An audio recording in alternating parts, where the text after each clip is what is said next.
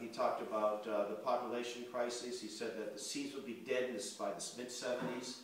And, well, that hasn't happened, folks. Just the opposite's happened. So again, we believe in freedom, limited government, and we think that's the way to solve the problem. And there are some real problems. And most of this sustainable growth and jobs really aren't sustainable. Like a given windmill. A windmill that's like it's new technology. Windmills been around a long time, folks. They're just not that efficient. And the energy to make one, and then to install one, the tons of concrete and other material, and by the way, most of it's coming from communist China. Remember the green jobs that were the savior of our economy? And the governor of California, Schwarzenegger at the time, he got all kinds of taxpayers' money, your money, right? And that was that company, Solinar? Am I pronouncing it right? They're going bankrupt. There's a company in Massachusetts that made the blades for these windmills, right?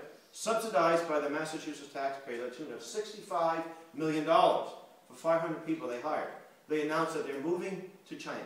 Thank you very much, taxpayer. We've now perfected the technique and we're going to go to communist China. The little, where they were manufacturing these, the town, it actually used to be a military base. It's not really a town, but it belongs to the ICLEI, which is a UN Agenda 21 entity. Interesting enough. So, before we get into Agenda 21, I'll get into a little bit of the background of the parent organization is the United Nations. And here you see a picture of two important documents.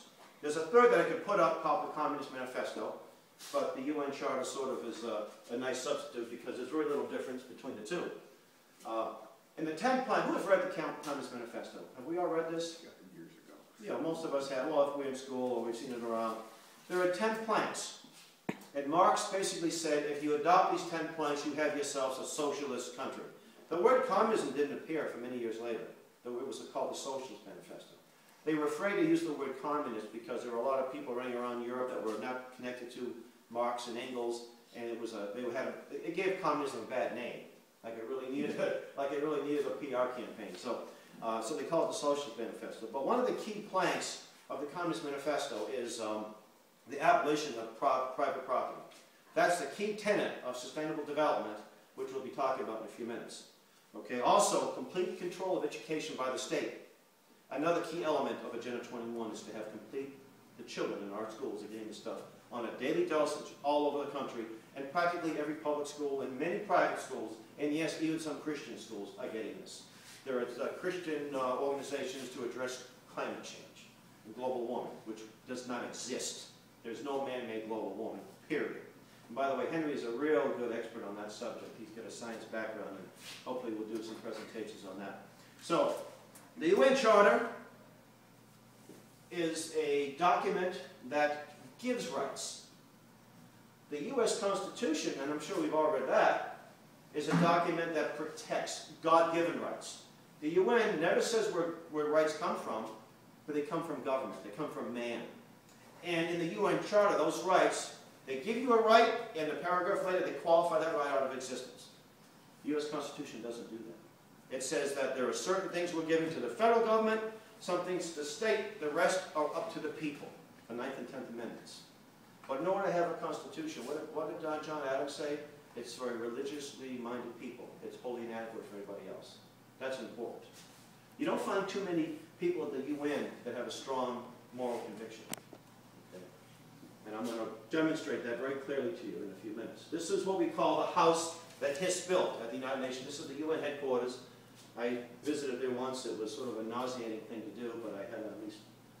This is the man, Alger Hiss, who wrote the UN Charter, that document of total government I just mentioned. Now, Alger Hiss, in addition to being an advisor to Franklin Roosevelt during World War II, if you ever see a picture of the Yalta Conference, you see Stalin and Churchill and Roosevelt, and behind him was good old Alger. Alger was also a Soviet agent, and we probably knew this before World War II, but Roosevelt didn't care about investigating him. And he knew exactly what Stalin was doing. He knew he was a mass-murdering thug. But he still maintained his strong communist convictions.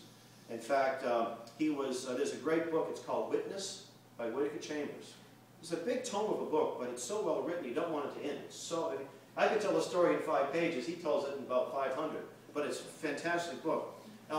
Whittaker Chambers was a communist courier that worked with Hiss, but he came out and became a Christian when he noticed that his little baby's ear was so perfectly formed. He said there had to be a God in heaven. There couldn't be chance in evolution.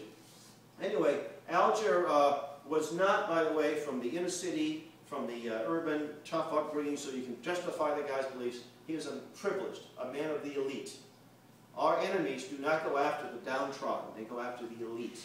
You know, old Henry Ford, his son and grandson became elitists, anti-American types. So they go after the wealthy, like the Rockefellers. Or they make them wealthy, so they advance their mission.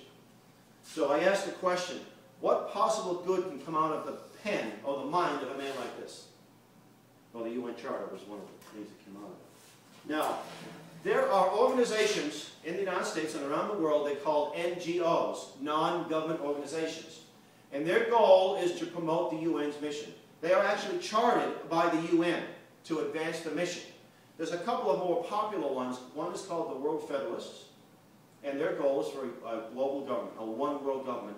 Another group is called the UN Association. There may even be a local group here. There's countless others of these NGOs. A lot of them are environmental organizations.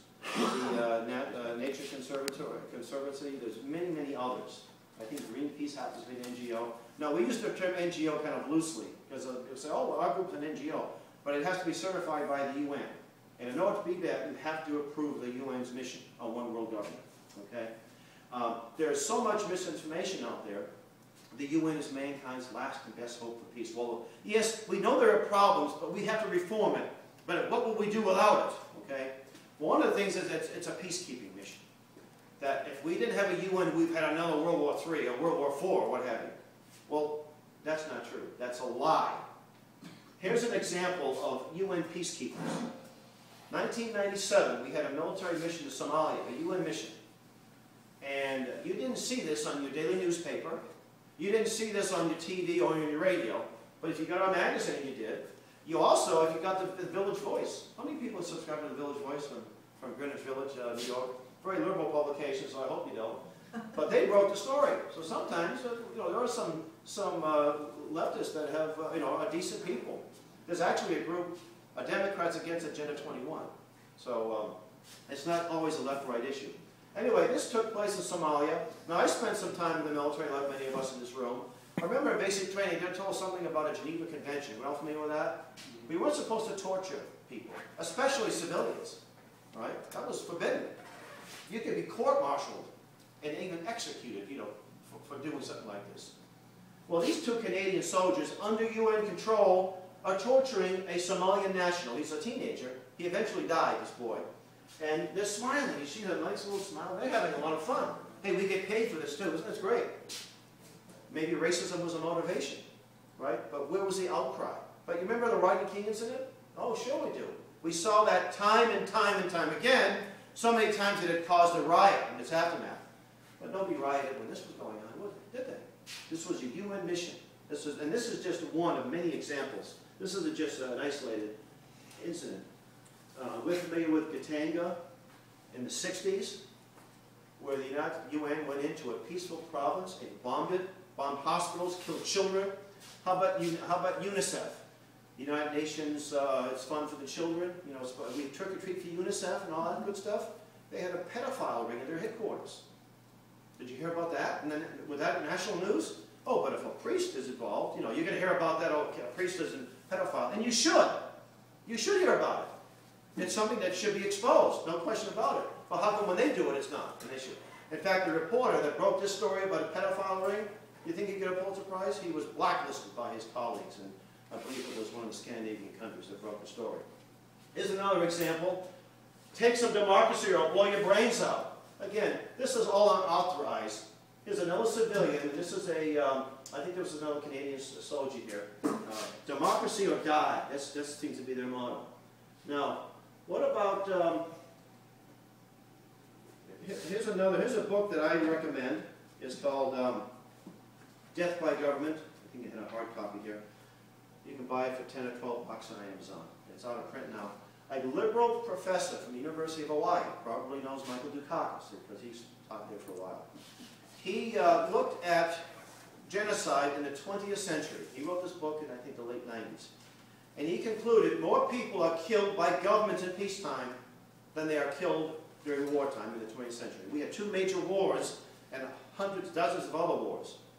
And I can say to you, he didn't say it in this book, but most of this genocide happened after 1950 and by UN members in good standing. Okay? That's important to remember.